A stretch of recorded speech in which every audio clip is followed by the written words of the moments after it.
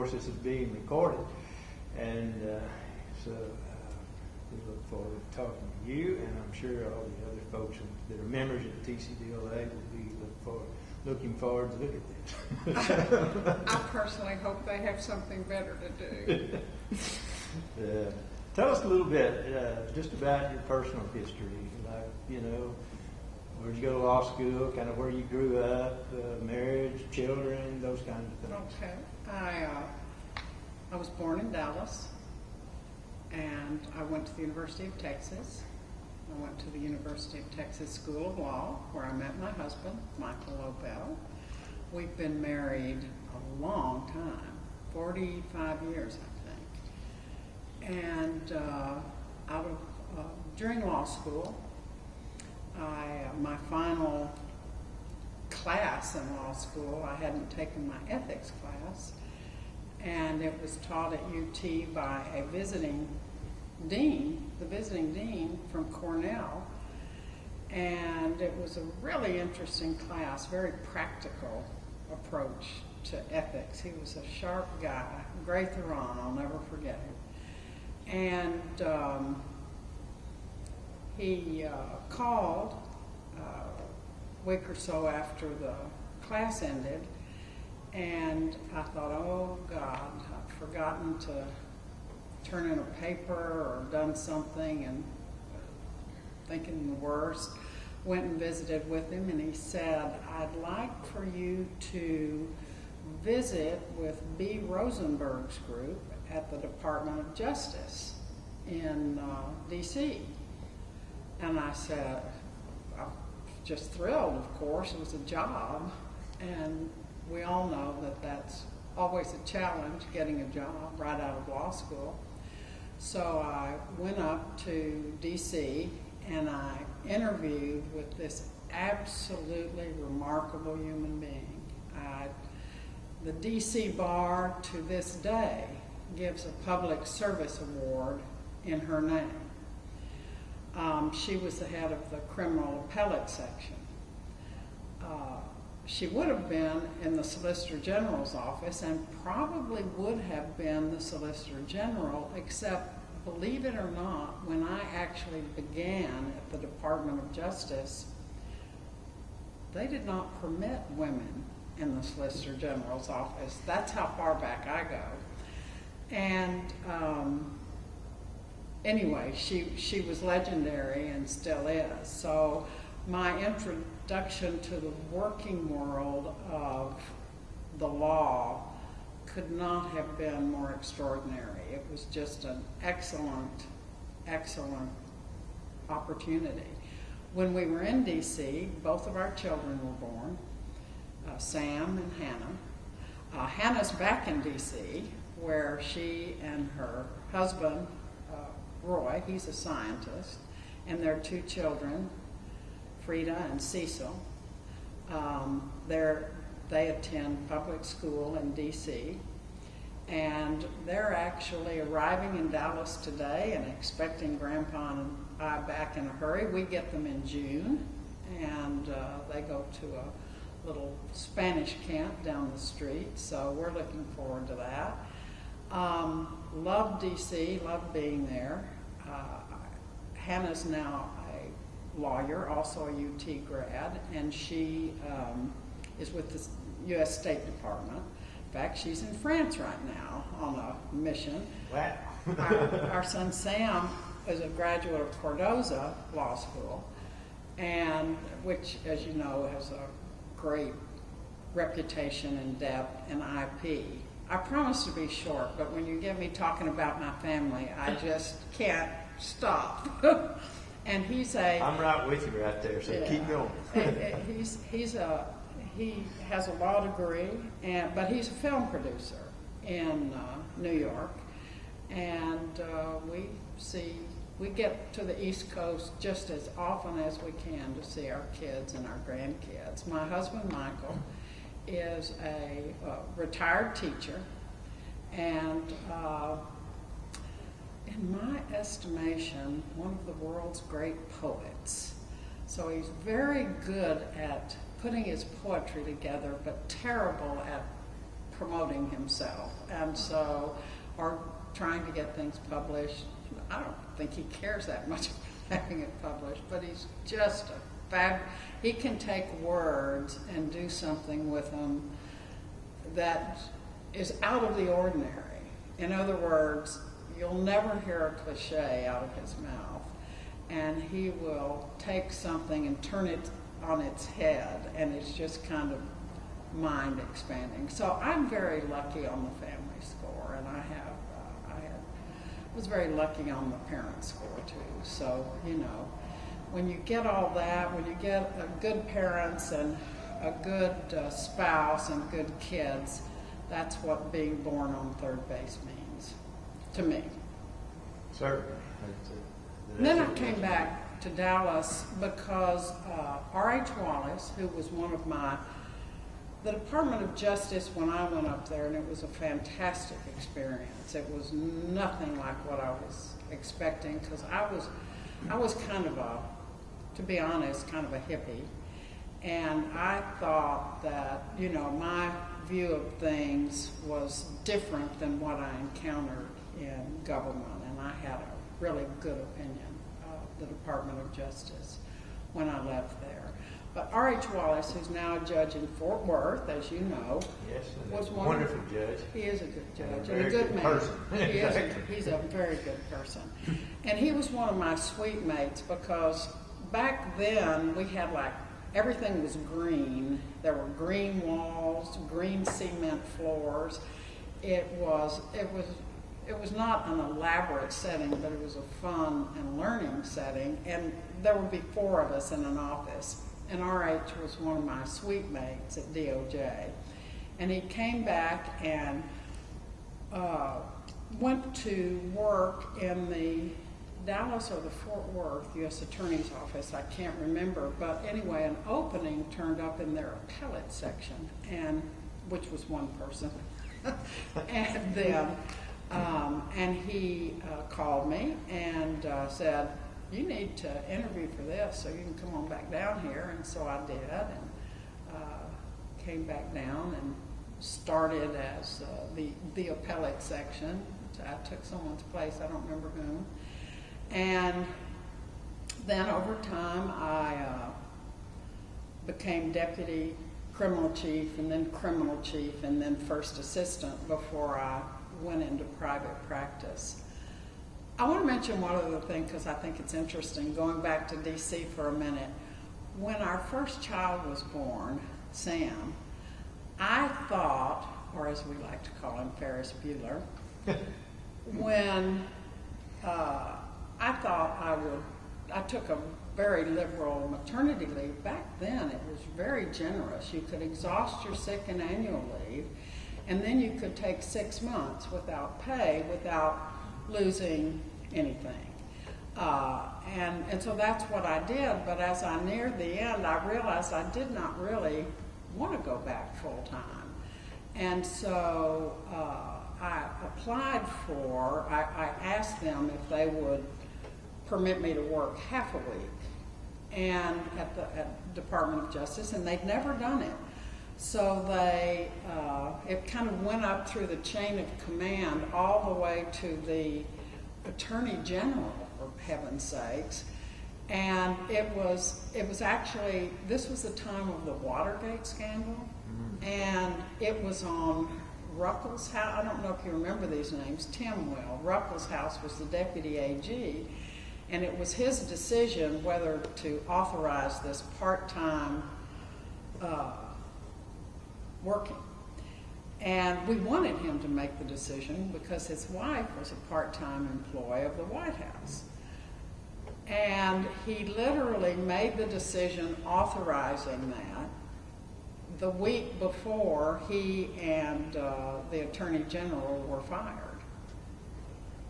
And as a result of not firing Archibald Cox. And so it was just interesting to get by, just by the skin of your teeth on that. But I worked part-time, and Michael worked part-time, and it was an ideal way to live because you had enough you had enough time at your work, which is so interesting and satisfying, but you had enough time for your family. So it was very good from every standpoint except the economic, but it was okay for the economic. I mean, how much do you need, really? And so that was nice. But going back to Dallas, my folks were here, which was a great blessing for Michael and I, because it means we could go out when we wanted to go out, because Mom and Dad weren't far away. And I enjoyed my tenure at the U.S. Attorney's Office very much. Met some awfully good people, and then went into private practice with Jim Roth and Billy Ratkin. And there's a dynamic duo if there ever was one. Absolutely.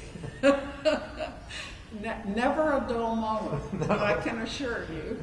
And that was a lot of fun. I had, of course, started trying cases and doing investigations at the U.S. Attorney's Office, and then as a criminal defense lawyer, kind of the same thing on the other side, but very different. I enjoyed the time I prosecuted. I don't have a bad feeling about it at all. It was a good, healthy experience. I am more comfortable, frankly, taking care of individuals and looking after individuals. I like it. I like representing people. And of course, that's what you do in criminal law. That's right. That's right. I remember Jim Roth once saying, somebody asked him what he did. He said, "I help people who are in trouble," and that's what we do. About how long did you do that? I'm Of course, still you're doing it. Yeah, a long time. Are you still with Jim? No.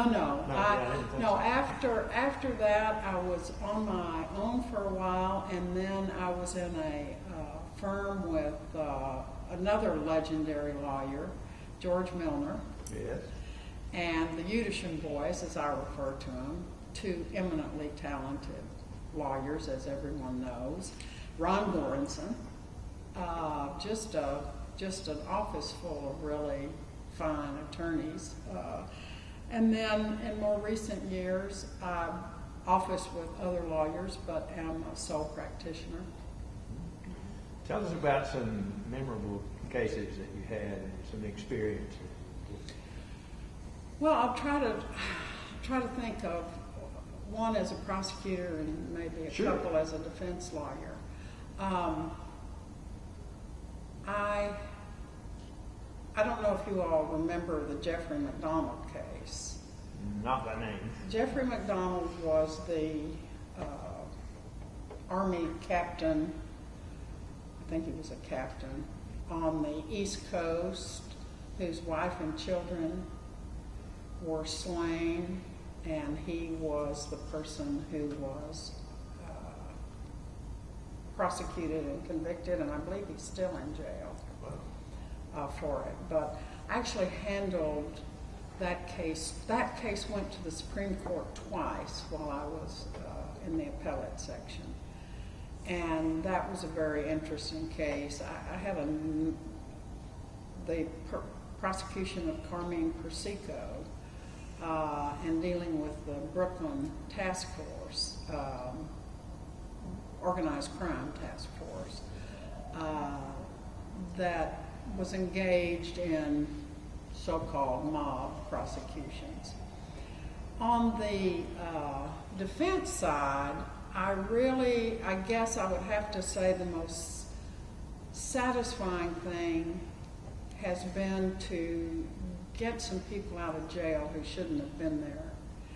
I personally think there are a lot of people like them. I think we don't recognize that because to admit that fact is to admit failure, Yes. in my opinion. And so nobody is, with a few exceptions, really blowing the whistle on that. It is much more common that people are in jail for much too long.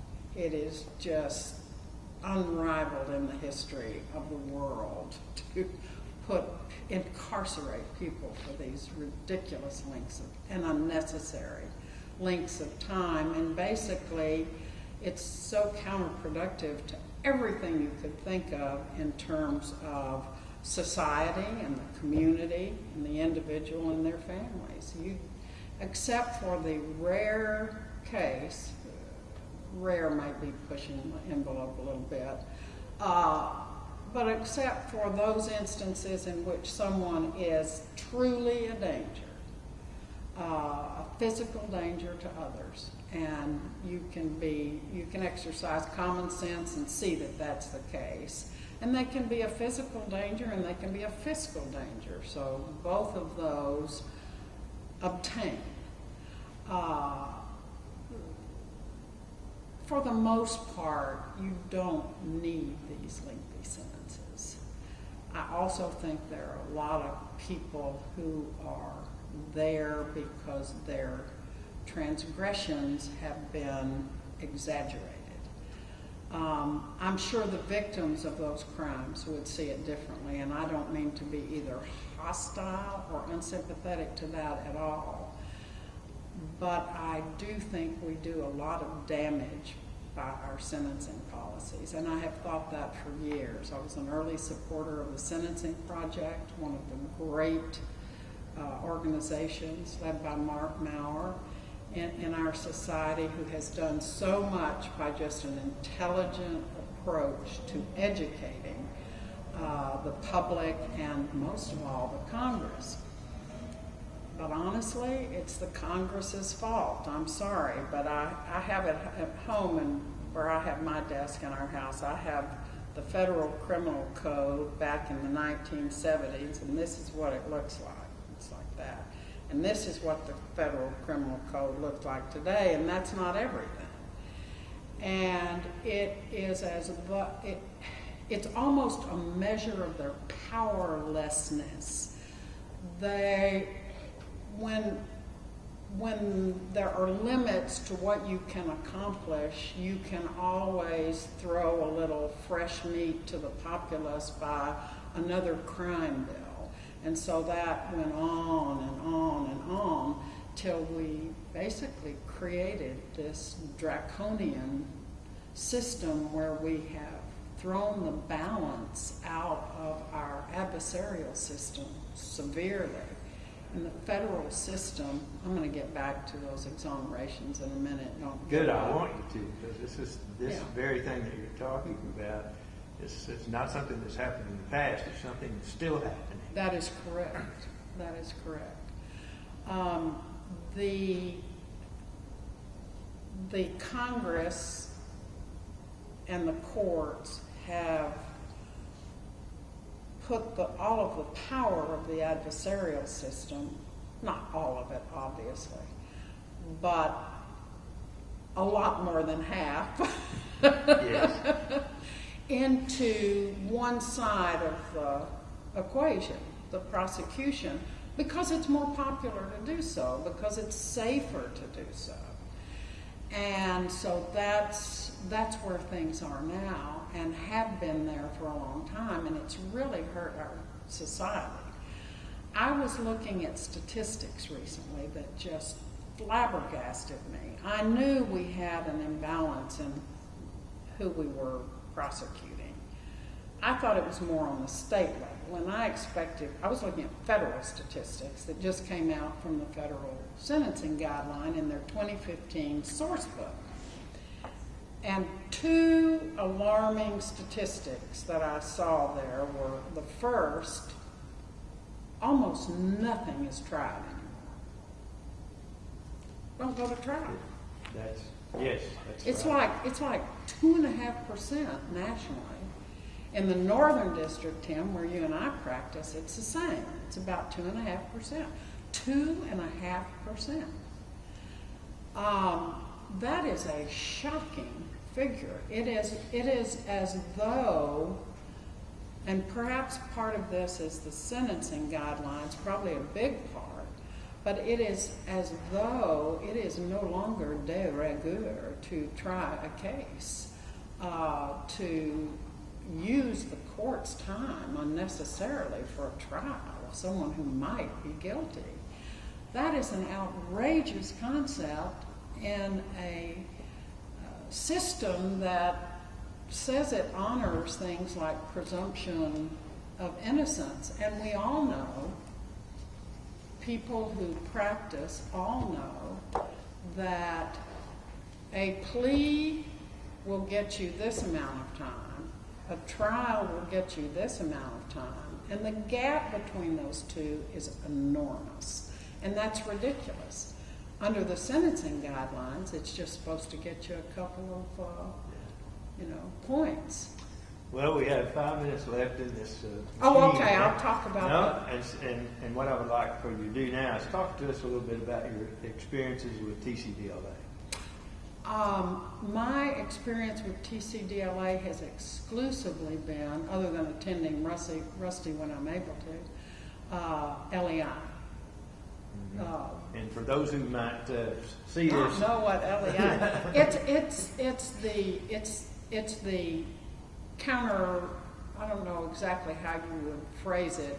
It's the part of the organization somewhat independent of TCDLA, which addresses its educational efforts, and they devote their time and energy to supporting the educational efforts of TCDLA and providing scholarships to people to attend legal education. And the legal education that's done by TCDLA is the best I've ever encountered, and that includes ABA that I've been to, state bar that I've been to, all of which are fine. But TCDLA does the best job of educational programming I've ever seen, and I'm old. I've been around a long time. You're not that old. No, of course not. I like these things. 50 is the new 30, 60 is the new 40, and on and on. And I think it's really true. Let me say a quick word about the exonerations, because I have 4 of my clients are in the Michigan Registry of Exonerated individuals. The Michigan Law School has compiled a list because they're studying what the causes are. They're pulling the exonerees and they're figuring out what are the leading causes of this. In Dallas, the first 2 non-DNA exonerations were 2 young men who had been sent to prison for 40 years each for aggravated sexual assault of a child. And when I tell people I know about the case and explain it to them, I say, oh, and by the way, when you hear that phrase, don't go jump off a building, because the phrase aggravated sexual assault, these were a 17 and an 18-year-old and some sort of alleged encounter with a friend where the age disparity was too great. But it turned out to be a false accusation, which the DA's office had slipped into a file without notifying the attorneys representing these young men. Imagine that. Imagine that. So, both of whom had a world open to them. One had athletic scholarship offerings open to him from all over. The other already had a family, but he was devoted. He had a baby, and he was devoted to his baby and his family and was providing for them. He was a hard worker then. He's a hard worker now. And they both spent about 14 years in prison for offenses they did not commit. Let me ask you right quick.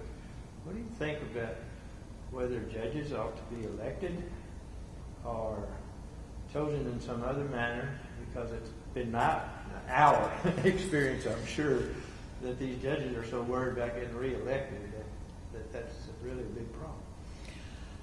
Or maybe it's not. I'm kind of torn on the issue and don't have strong feelings, but tend towards electing judges, because if you elect judges, they have to be somewhat fair. Yeah. You know, because if they're not, they won't be reelected because the bar will rise up against them. So I think that at least you have a chance of assuring their fairness and elected, but I can see both sides of that coin. Thank you.